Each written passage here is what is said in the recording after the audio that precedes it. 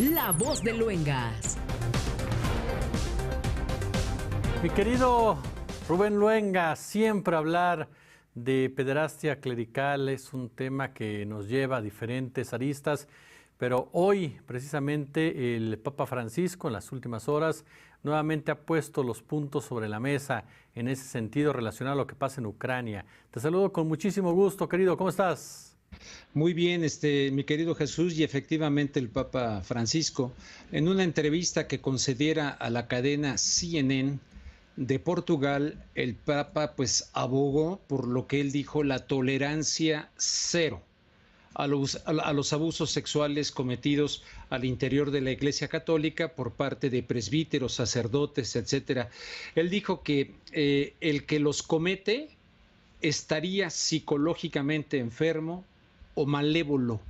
También dijo el pontífice y aseguró que forman parte de una cultura abusiva que se extiende en toda la sociedad. Tiene razón, esto se da en diferentes ámbitos de la sociedad, se da en la política. En la política, si le rascáramos a lo que hay en la cúpula de la política de los Estados Unidos, mucha gente ya tiene noción de todo esto y de cómo está el tema de la pederastia, cómo están estas mafias, cómo está el tema de los niños, en fin, tiene razón. Ha ocurrido en los grupos deportivos, donde no tiene razón es en tratar de minimizar este aspecto, porque, bueno, no lo minimiza, pero al interior de la Iglesia Católica es un hecho directamente contrario a lo que se debe de enseñar a partir de los evangelios. Considero que hay un divorcio y ha existido un divorcio a lo largo de mucho tiempo de la Iglesia Católica por parte incluso de interpretaciones doctrinales, un divorcio entre lo que es estrictamente los evangelios y lo que ha sido la enseñanza de la Iglesia Católica. En este caso, no como enseñanza, pero dice un sacerdote que no puede seguir siendo sacerdote si es abusador.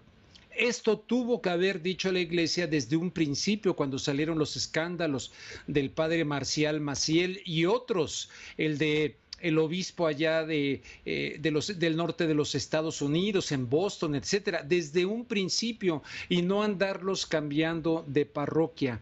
Evidentemente, todo esto se está logrando, por lo menos en teoría, gracias a la presión que ha habido de documentalistas, de las víctimas, de familiares de las víctimas, de personajes como Alberto Atié aquí en México y otros que han venido denunciando a nivel internacional algo que se contradice completamente con el Evangelio, y aquí el mandato de aquel que se meta con los niños se mete conmigo mismo, dice el Evangelio, reprobando absolutamente el abuso de los menores. Dijo el pontífice, argumentó que la cultura del abuso está muy extendida, es cierto, que vivimos en general en una cultura abusiva, es cierto, citando el ejemplo de las películas pornográficas. Cuando hablamos del abuso, yo diría que es necesario tener este panorama en cuenta. Bueno, resulta que yo me pregunto si se va a cambiar aquello de mandar a rehabilitación, porque primero los andaban cambiando de parroquia, como todo mundo recuerda. Luego, cuando ya la cosa se puso muy fuerte, los anduvieron mandando a rehabilitación. Ahora es tajante.